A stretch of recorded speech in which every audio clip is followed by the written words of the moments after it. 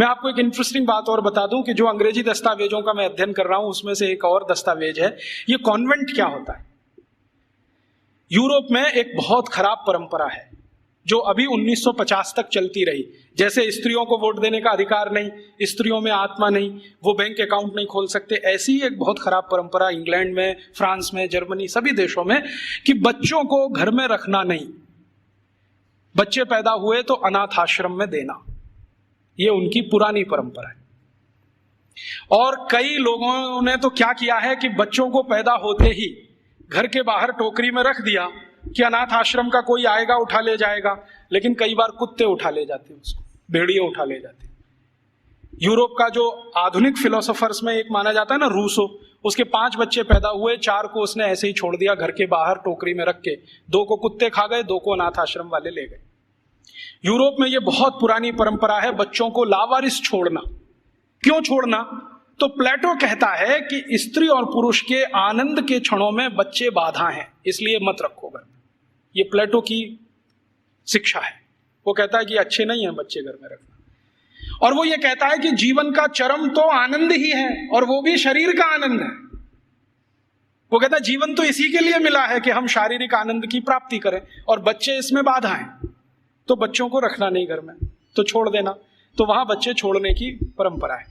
अब बच्चे छोड़े जाते हैं तो राजा उनकी व्यवस्था करे छोड़े हुए बच्चों की। तो राजा कुछ संस्थाएं खड़ी करता है, उन संस्थाओं को कॉन्वेंट कहते हैं। कॉन्वेंट माने लावारिस बच्चों को पालने वाली संस्थाएं, अनाथ बच्चों को पालने वाली संस्थाएं। कॉन्वेंट माने अनाथ बच्चों के स्कूल, लावारिस बच्चों के स्कूल। तो यूरोप में ये कॉन्वेंट चलते हैं। तो ये मैकॉले कह रहा है कि भारत में भी यही चलाएंगे। तो कोई सांसद उससे पूछ रहा है कि भारत में कोई अनाथ होता है? उसने कहा होता तो नहीं है, लेकिन हम बनाएंगे। होता तो कोई नहीं है, क्योंकि भारत में किसी बच्चे के माता पिता भी मर जाएं तो उसके चाचा चाची हैं, ताऊ ताई है, मामा मामी है, मौसा मौसी है, बुआ फूफा, कोई तो लेगा उसको। यूरोप में तो है माता पिता, तो भी छोड़ देंगे।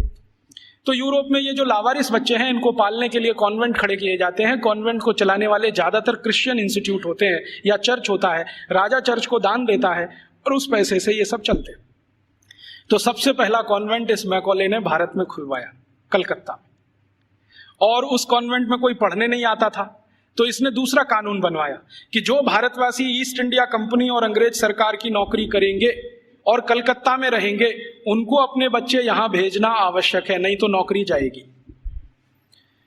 तो जबरदस्ती भारतवासी जो उनके यहां काम करते थे, उन्होंने अपने बच्चे भेजना शुरू किया। फिर धीरे धीरे एक कॉन्वेंट से 2 हुआ, 2 से 3 हुए, 3 से 10, 10 से 20, 50, 100, अब हजारों हो गए।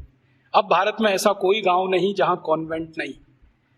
तो मैकॉले ने एक विष बीज डाल दिया जो अभी वट वृक्ष बन के फैल गया। अब तो ऐसे ऐसे कॉन्वेंट स्कूल हैं इस देश में, बजरंगबली कॉन्वेंट स्कूल। आपको देखना हो तो मैं दिखा सकता हूं। आप बंबई में है, ग्रांट रोड के पास है, रेलवे स्टेशन से बिल्कुल सटा हुआ, बजरंगबली कॉन्वेंट स्कूल। हाँ, और एक कॉन्वेंट स्कूल है संतोषी माता कॉन्वेंट स्कूल, एक है सरस्वती देवी कॉन्वेंट स्कूल, एक महावीर स्वामी कॉन्वेंट स्कूल खुला है अभी बेंगलोर में, जबरदस्त। अब इनको पूछो चलाने वालों को कि बजरंगबली का कॉन्वेंट से क्या रिश्ता है, या सरस्वती देवी कब कॉन्वेंट स्कूल में पढ़ने गई थी।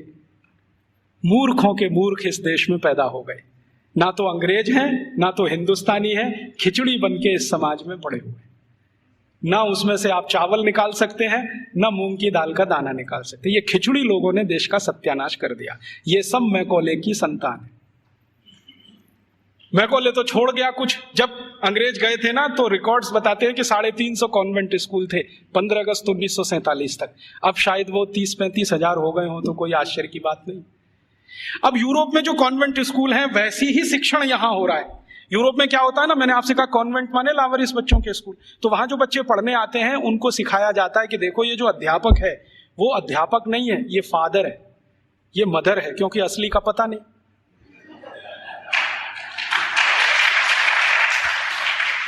असली का तो कुछ पता नहीं, लावारिस है, किसका है बाप उसका और कौन है उसकी मां।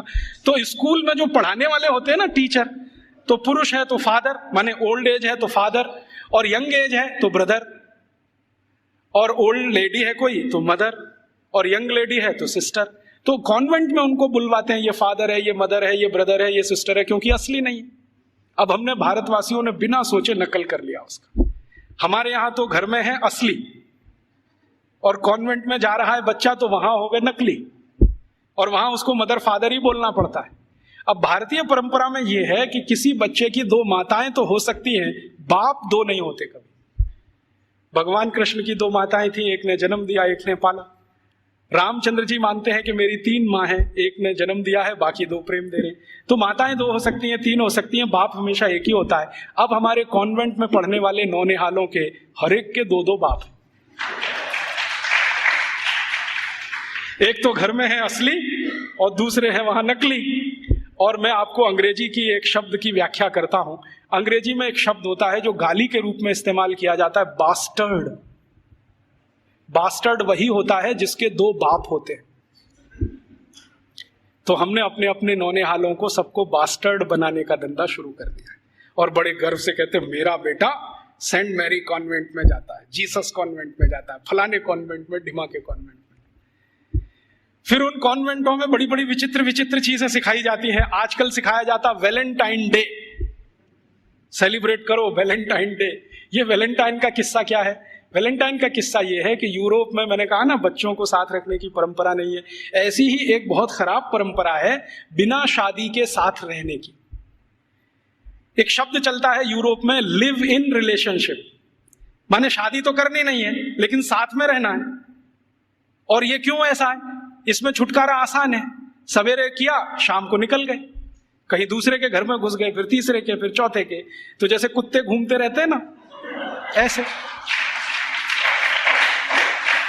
लिव इन रिलेशनशिप माने कुत्ता संस्कृति।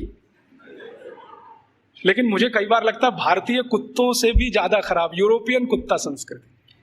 भारतीय कुत्ते फिर भी थोड़े वफादार हैं, यूरोप वाले तो उतने भी नहीं है। तो ये लिव इन रिलेशनशिप का चक्कर बहुत है। और आपको सुनकर आश्चर्य होगा कि पहले से और आज तक यूरोप की 70% प्रजा बिना शादी के रहती है, बिना शादी के रहती। आप अभी भी जाके देख लो, लंदन में, पेरिस में, कहीं भी। अमेरिका में तो ये प्रतिशत 78% है, बिना शादी के रहते हैं। अब बिना शादी के रहते हैं तो पत्नियां बदलती हैं, माफ करो पत्नी तो हो ही नहीं सकती, स्त्रियां बदलती रहती हैं। उनको वो विचित्र विचित्र नामों से संबोधित करते हैं।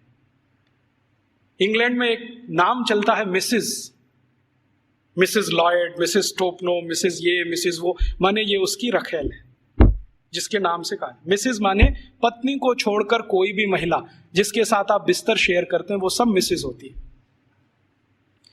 तो वहां तो ये है सारा खेल, स्त्रियां तो शादी के बिना, पुरुष तो शादी के बिना। तो कभी कभी बीच बीच में यूरोपियन लोगों को कुछ अच्छे विचार भी आ जाते हैं। तो 4वीं शताब्दी में, आज से लगभग 1600 साल पहले, एक व्यक्ति पैदा हो गए रोम में, उनका नाम था वैलेंटाइन। वो चर्च के पादरी हो गए। उन्होंने भारत का साहित्य कुछ पढ़ा। भारतीय साहित्य बहुत जगह फैला है, हम सब जानते हैं। तो वो पढ़ लिया, उनके विचार बदल गए। उनका कहना है कि सबको शादी करके ही रहना चाहिए। और वो प्रचार करने लगे गांव गांव घूम के कि भाई शारीरिक संबंध बनाओ तो पहले शादी करो। तो राजा जो था उस समय, क्लॉडियस नाम का एक राजा था रोम में, वो कहता था आप ये क्या बकवास करते हैं। वो कहते थे ये बकवास नहीं है, बहुत अच्छी जीवन पद्धति है, पूर्वी भारत में, पश्चिम भारत में सब जगह यही चलती है, वहां के लोग बहुत अच्छे हैं, स्त्रियां बहुत अच्छी हैं, आप भी अगर इसमें आ जाओ तो बहुत अच्छा होगा, बीमारियां कम हो जाएंगी वगैरह वगैरह, समाज व्यवस्थित हो जाएगा।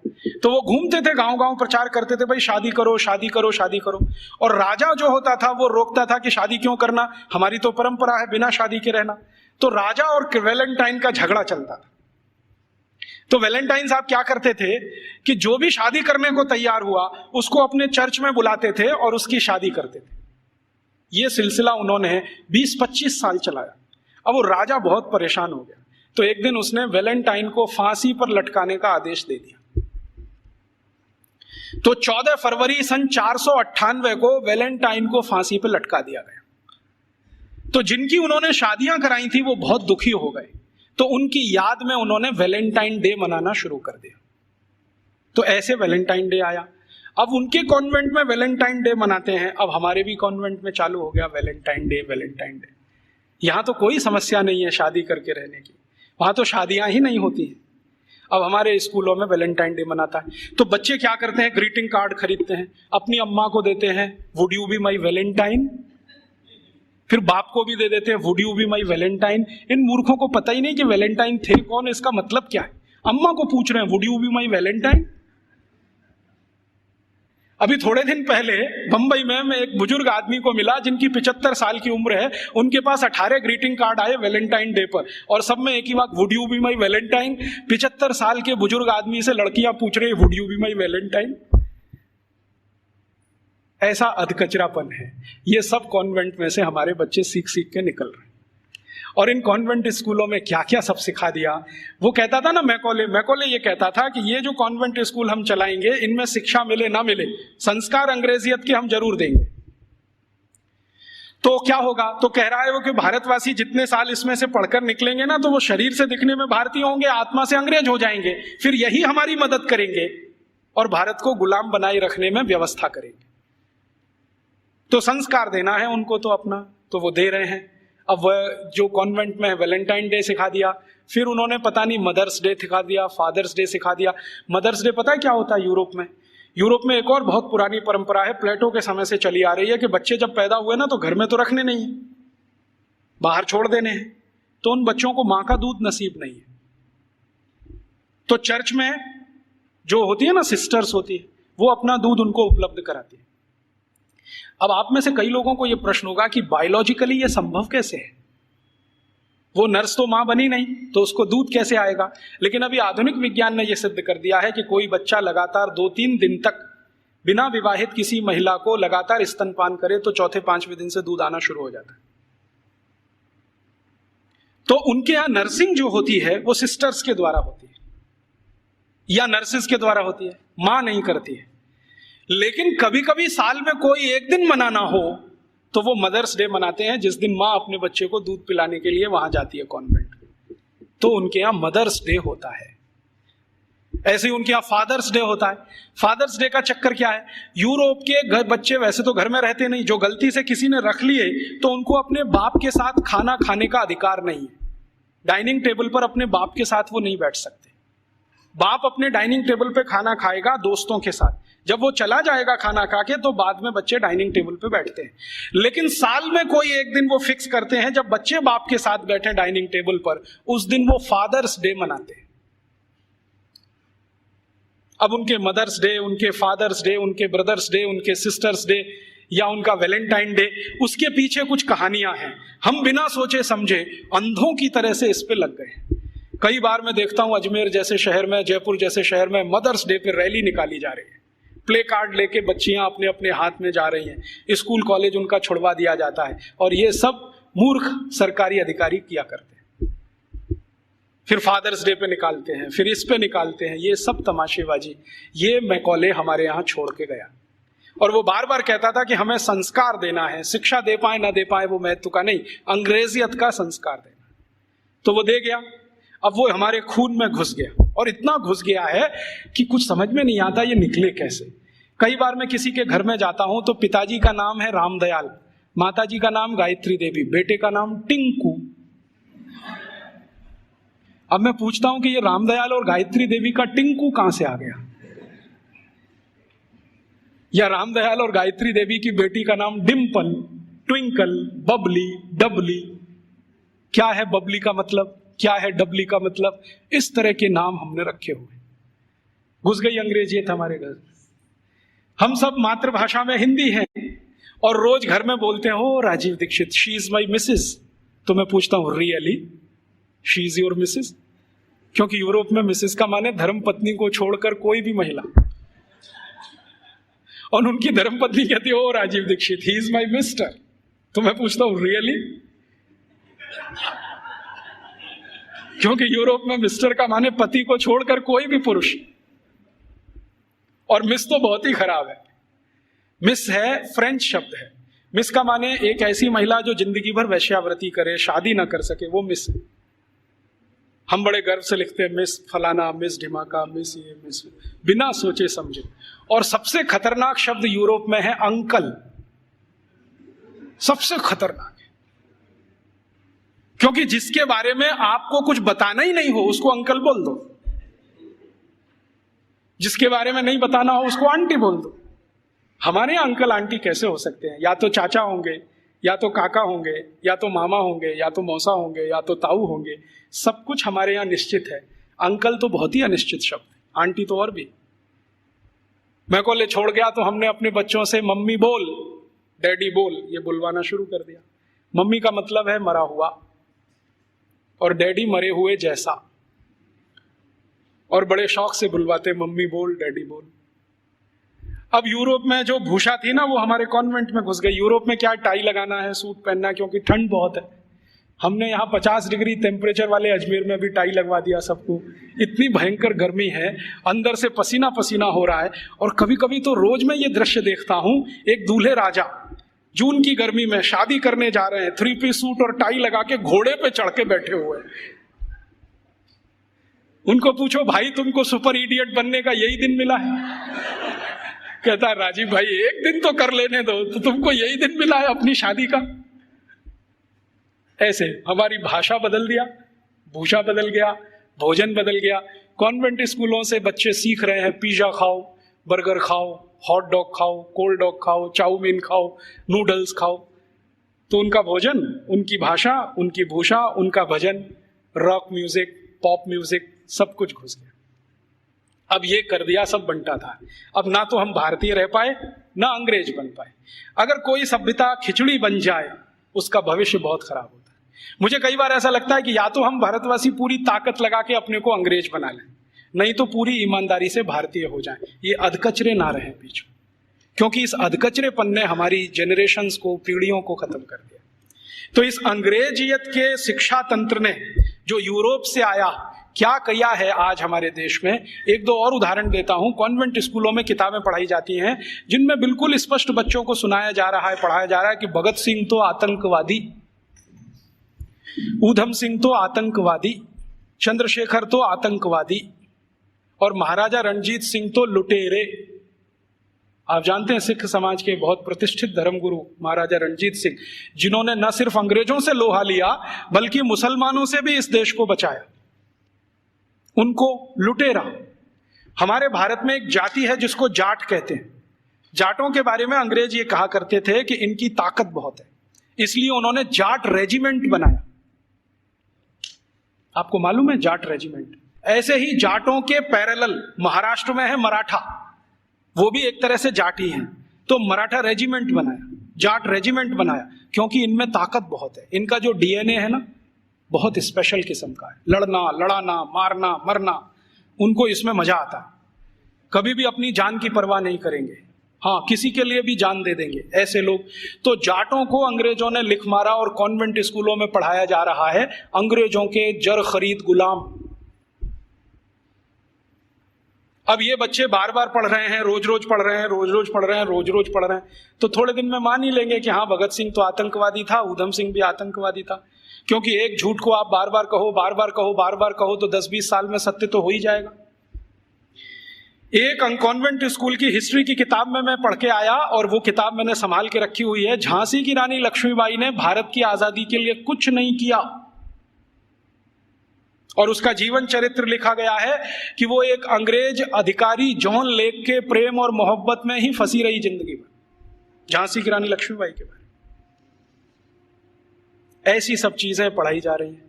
और धीरे धीरे हुआ क्या है, इन कॉन्वेंट स्कूलों के बनाए हुए सिलेबस को भारत सरकार ने सारे देश का सिलेबस बना दिया है, पूरे देश का। अब संसद में भले ही कितना हंगामा हो, लेकिन सरकार कहती है जी सत्य तो यही है, क्योंकि अंग्रेजों ने लिखा है। और हमारे प्रधानमंत्री भी कहते हैं सच्चे सत्यवादी तो अंग्रेज ही थे जो हमको ये सब सिखा के गए। ये स्थिति हमारे देश की है। तो ऐसी गंभीर स्थिति में हम सबको सोचना है, आज शिक्षक दिवस है, तो हम सब सोचें कि इस शिक्षा का क्या करें जो यूरोप से आई है और हमारे देश में जड़ जमा के बैठ गई है। मुझे बहुत कष्ट होता है आपको ये बताते हुए कि भारत में जो कॉन्वेंट स्कूल चल रहे हैं, आप जानते हैं इनके पास सबसे ज्यादा भूमि है भारत देश की। मैंने संसद में एक प्रश्न करवाया था, आप यहां बैठे हैं, मेरे एक दोस्त हैं अखिलेश कुमार करके गोरखपुर से, और उसके पास के क्षेत्र से सांसद हैं। मैंने कहा जरा ये पूछ तो लो कि भारत में सरकार के बाद किसके पास सबसे ज्यादा जमीन है। तो उत्तर आया कि सरकार के बाद सबसे ज्यादा जमीन चर्च और उनके कॉन्वेंट स्कूलों के पास ही है। रेलवे से भी ज्यादा जमीन इनके पास है। और हजारों हेक्टेयर जमीन 1-1 रुपए के लीज पर दी गई है। हजारों हेक्टेयर, 1 रुपए का लीज, 2 रुपए का लीज, माने साल में वो 1 ही रुपया देते हैं, हजारों एकड़ जमीन भारत की इस्तेमाल कर रहे हैं और उनकी मिल्कियत है। 1820 से अंग्रेजों की सरकार ने ये जमीन देना शुरू किया, 2006 तक ये आबाद गति से चालू है। हमारी ही जमीन है, हमारा ही पानी है, हमारे ही संसाधन है। पहले मैं क्या सोचता था कि इन कॉन्वेंट स्कूलों में डोनेशन बहुत देती होगी सरकार, लेकिन संसद में एक जब सवाल करवाया तो पता चला कि सरकार का डोनेशन तो 10% ही है, बाकी समाज का डोनेशन। अकेले मैं मुंबई का आंकड़ा आपको दे रहा हूं। बंबई में जितने कॉन्वेंट स्कूल चलते हैं उसमें 92% हिंदू समाज के लड़के लड़कियां पढ़ते हैं। 92%, 2.5% क्रिश्चियन समाज के हैं और बकाया में मुसलमान हैं। ये है स्थिति। तो 92% विद्यार्थी हिंदू समाज के जो पढ़ते हैं बंबई में कॉन्वेंट स्कूलों में, वो सब विद्यार्थी के माँ बाप 1 साल की फीस के रूप में 18,000 करोड़ रुपए देते हैं। आप सोचते हैं ये रकम कितनी बड़ी है? राजस्थान सरकार के बजट का लगभग आधा बंबई, सिर्फ बंबई के कॉन्वेंट। फिर कलकत्ता के कॉन्वेंट, मद्रास के कॉन्वेंट, हैदराबाद के कॉन्वेंट, दिल्ली के, इन सबको मैंने जोड़ना शुरू किया। फिर B क्लास सिटीज के कॉन्वेंट, जैसे अजमेर है, जयपुर है, ऐसे शहर। फिर C क्लास। कुल कॉन्वेंट स्कूलों में साल का भारतीय समाज के द्वारा 1 लाख करोड़ रुपए से ज्यादा का डोनेशन और फीस दी जा रही है। हमसे पैसा ले रहे हैं और हमारे ही बच्चों का दिमाग घुमा रहे हैं और ऐसे ऐसे दिमाग घुमाए जाते हैं। एक कॉन्वेंट स्कूल के खिलाफ मैंने मुकदमा दाखिल किया हुआ है गुजरात हाई कोर्ट में। मामला क्या था? छोटे छोटे बच्चे वहां पढ़ने को आते हैं, तो उन बच्चों को लेने के लिए बस जाती है, तो ड्राइवर को कहा जाता है कि जानबूझ के बस बंद कर देना। तो कभी भी वो ड्राइवर बस बंद कर देता है। फिर बच्चों को कहता है देखो बस खराब हो गई, तुम्हारे भगवान का नाम लो। तो बच्चे का नाम लेते हैं, हनुमान जी का, राम का, बस चालू नहीं होती। फिर वो कहता देखो तुम्हारे भगवान तो कमजोर हैं, ये तो चालू नहीं हो रही, अब ईसा मसीह का नाम लो। जैसे ही बच्चे ईसा मसीह का नाम लेते हैं वो तुरंत स्टार्ट कर देता है। तो 3-3 साल के बच्चों के दिमाग में आ जाता है अरे ईसा मसीह तो बहुत ताकतवर है। फिर वो बच्चे आके अपने घर में मम्मी पापा को बोलते हैं अरे देखो हमारी बस खराब हो गई थी, हमने ईसा मसीह का नाम लिया, वो चालू हो गई। ये मैंने एक घर में एक बच्चे के मुंह से सुना, उस दिन मेरी आत्मा हिल गई। मैंने कहा ये हो क्या रहा है? आज मैं आपके यहां आने से पहले शाहपुरा एक छोटे से नगर में था, तो वहां पर राम सनेही संप्रदाय के एक बड़े संत हैं। उन्होंने तो कहा कि इतना ही नहीं होता, कॉन्वेंट स्कूल में आगे भी होता है। बच्चे जो छोटे छोटे होते हैं ना, जिनके मन भोले भाले हैं, उनको एक खेल खिलाया जाता है कि उनके राम और कृष्ण है ना, उनकी मूर्तियां बनाई जाती हैं मेटल्स की और बच्चों को दिया जाता है। फिर वो कहते हैं कि स्विमिंग पूल में इनको तैराओ, तो बच्चे उनको डाल देते हैं, वो सब डूब जाती है क्योंकि मेटल्स की। तो कहते हैं देखो तुम्हारे भगवान डूब गए। फिर उन्हीं छोटे छोटे बच्चों को काष्ठ की मूर्तियां दी जाती हैं, लकड़ी की, ईसा मसीह की, कहते हैं तैराओ, तो वो तैरने लगती है। तो बच्चों को कहते हैं देखो ईसा मसीह इतने ताकतवर हैं कि वो तैर सकते हैं, रामकृष्ण तो डूब गए, तो तुमको भी। तो लोकमान्य तिलक की इस बात को फिर याद करें, दुश्मन हमसे ताकतवर है, बहिष्कार करो और असहयोग करो। बाद में गांधी जी ने उसको और तेज से कहा। हम इन कॉन्वेंट स्कूलों को और इस एजुकेशन को हटाना चाहते हैं यूरोपियन, तो इसके लिए असहयोग करो और बहिष्कार करो। मतलब मैंने आपसे कहा कि 92% विद्यार्थी हमारे हैं जो वहां पढ़ने जा रहे हैं, इनको रोको। और हम इसको अपने घर से शुरू करें कि हम हमारे घर के किसी बच्चे को कॉन्वेंट में नहीं पढ़ाएंगे, क्योंकि हम उसको बास्टर्ड नहीं बनाएंगे। वो इंजीनियर बने ना बने, डॉक्टर बने ना बने, कम से कम बास्टर्ड तो ना बने। इतना अपमान तो ना करें हम अपने पिता का। तो हम नहीं भेजेंगे हमारे बच्चों को। तो फिर कहां भेजेंगे? जो हमारे स्कूल चलते हैं उनमें भेजेंगे। फिर आप कहेंगे उनमें सुख सुविधाएं कम है, बढ़ जाएंगी। जब धन का प्रवाह कॉन्वेंट स्कूलों से भारतीय स्कूलों की तरफ होगा तो सुविधाएं भी बढ़ जाएंगी। आप सोचो 18,000 करोड़ रुपया बंबई के कुछ कॉन्वेंट स्कूल को हर साल मिलता है, इतना ही रुपया आर्य समाज के गुरुकुलों को मिल जाए, या सनातन समाज के लोगों को मिल जाए, या किसी और संस्थाओं को मिल जाए जो भारतीयता आधारित गुरुकुल चलाते हैं, तो वो सुख सुविधाओं वाले हो जाएंगे। वो तो धन के प्रवाह को बदलने की जरूरत है। अभी धन का प्रवाह कॉन्वेंट स्कूलों की तरफ है, तो सुख सुविधाएं वहां ज्यादा हैं। हमारे स्कूल पानी से प्यासे हैं, बैठने को जमीन पे टाटपट्टी नहीं है, स्कूल में पढ़ाने के लिए ब्लैक बोर्ड नहीं है, सामान्य जरूरतों की चीजें जैसे संडास घर होना चाहिए वो भी नहीं है। तो ये इसलिए कि धन की कमी है, धन का प्रवाह उस तरफ है, इसको मोड़ दो। तो समाज में एक बहस चले इस पर कि ये कॉन्वेंट स्कूल आए कहाँ से हैं, उनके यहाँ शिक्षा की क्या स्थिति रही है, तो शायद इसमें से एक समझ बने और ये समझ हिंदुस्तान में अगले 2-3 वर्षों में कोई अभियान का स्वरूप ले और ये अभियान हिंदुस्तान के इस विष बीज को उखाड़ कर फेंक दे, ऐसी भावना मेरे मन में है। मैंने इसके लिए एक और प्रयास शुरू किया है। बहुत लोग जब कहते हैं कि राजीव भाई विकल्प दो, तो हमने खुद अपने इस आज़ादी बचाओ आंदोलन की तरफ से 6 गुरुकुल बनाना शुरू किया और वो लगभग 1 साल में शुरू हो जाएंगे। उन सभी गुरुकुलों को वैसे ही पढ़वाना है जैसे कभी 200 साल पहले था। वही 18 विषय हमने चुने हैं जो 200 साल पहले पढ़ाए जाते हैं। और हमारे गुरुकुलों की ये मान्यता रही है कि शिक्षा और विद्या सबके लिए, किसी एक के लिए नहीं। पैसा है या नहीं ये महत्व का नहीं है, शिक्षा और विद्या हर एक के लिए।